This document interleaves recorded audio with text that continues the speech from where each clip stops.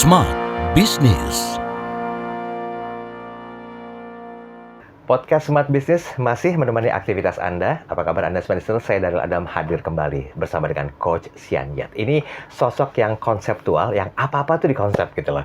Bahkan nanti kalau kita punya satu edisi khusus bincang bersama, saya akan mengulas lebih jauh sosok pribadi beliau. Tapi kontekstual hari ini kita akan ngomongin masalah bisnis. Nah, kalau Anda pernah melihat beberapa episode sebelumnya yang bicara masalah konsep start bisnis, Coach Sian Yat menjabarkan banyak sekali poin-poin penting termasuk definisi dari STAR bagi bisnis Anda seperti apa. Nanti mungkin Anda bisa coba ulang, pelajari, saksikan di podcast kami, tinggal klik saja. Nah, hari ini kita akan bicara tentang trust in business. Katanya dalam berbisnis itu perlu kepercayaan. Nah, Coach, apa yang menarik dari trust in business yang bisa disampaikan sebagai sebuah elaborasi awal ini, Coach? Terima kasih, Mas Daryl Adam.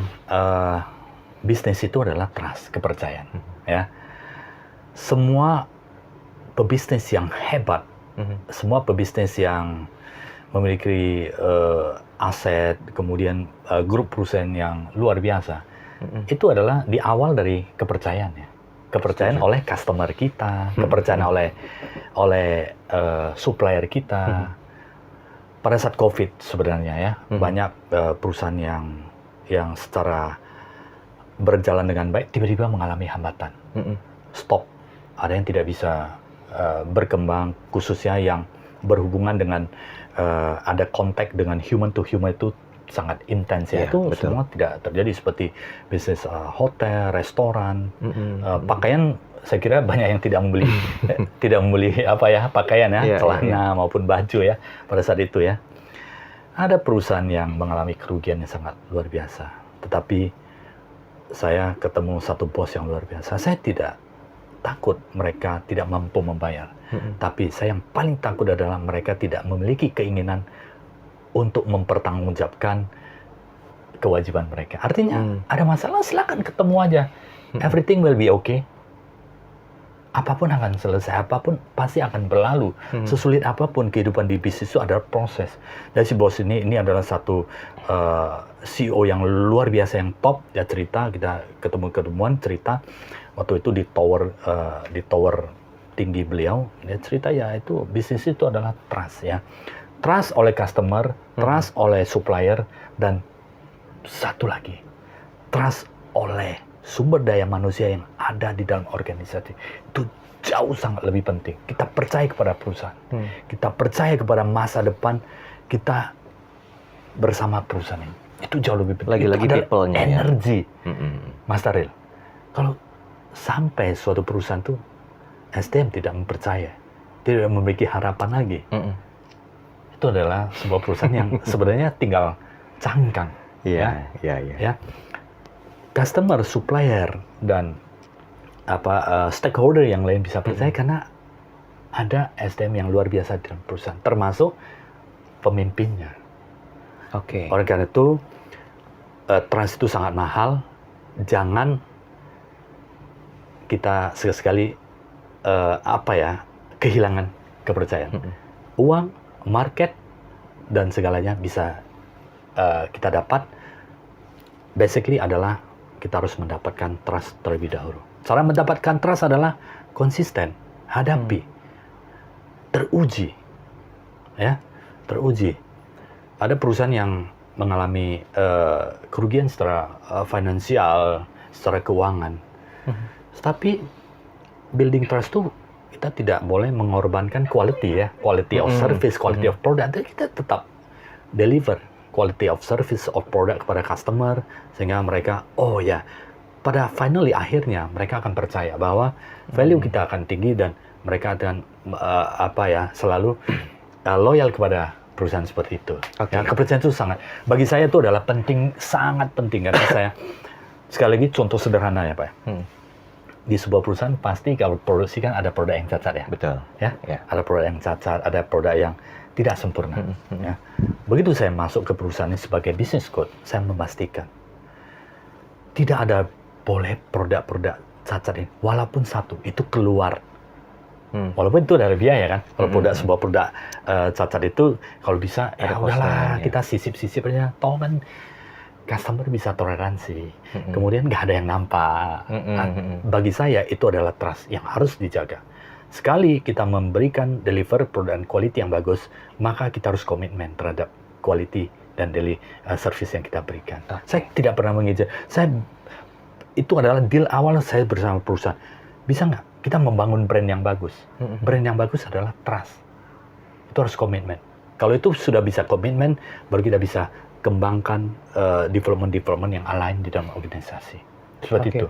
Gini Coach, membangunnya gampang. Ya. Tadi saya sempat menanyakan gimana mempertahankan komitmen, konsistensi tentang trust. Tadi sempat disampaikan sama Coach ya, analoginya ketika satu produk cacat, ya udah mendingan nggak usah lagi dikasih ke customer ya, walaupun mungkin disisipkan. Tapi saya berpikir gini Coach, bagaimana menjadikan trust ini sebagai sebuah legacy ke generasi berikutnya, Coach? Ini tantangannya besar nih, berat. Wah, ini menarik sekali.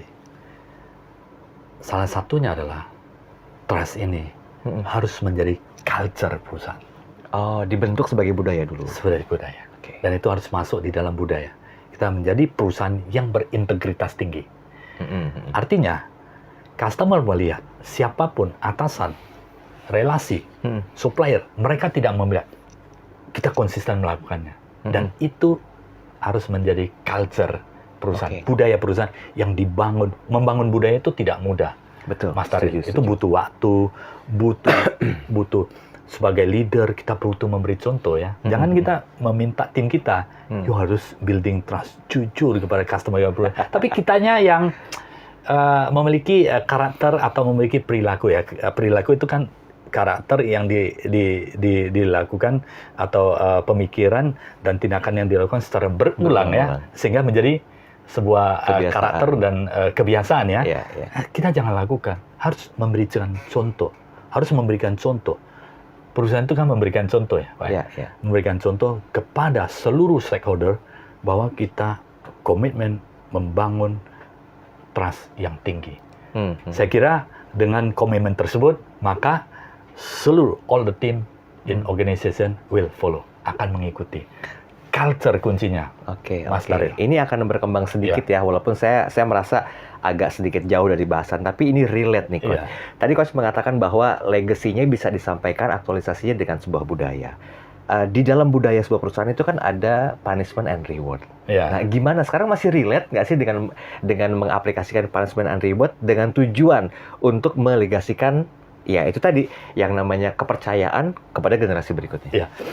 Saya kira reward and punishment itu masih sangat relate ya, sangat sesuatu yang sangat menarik ya. Karena orang-orang terbaik di dalam organisasi pasti mereka ingin mendapatkan reward yang baik juga ya. Dan kalau orang-orang yang baik kemudian tidak diberikan reward dan kemudian orang-orang biasa bahkan orang-orang yang mungkin tidak produktif tidak diberikan punishment, maka akan terjadi ketidakadilan di dalam sebuah organisasi.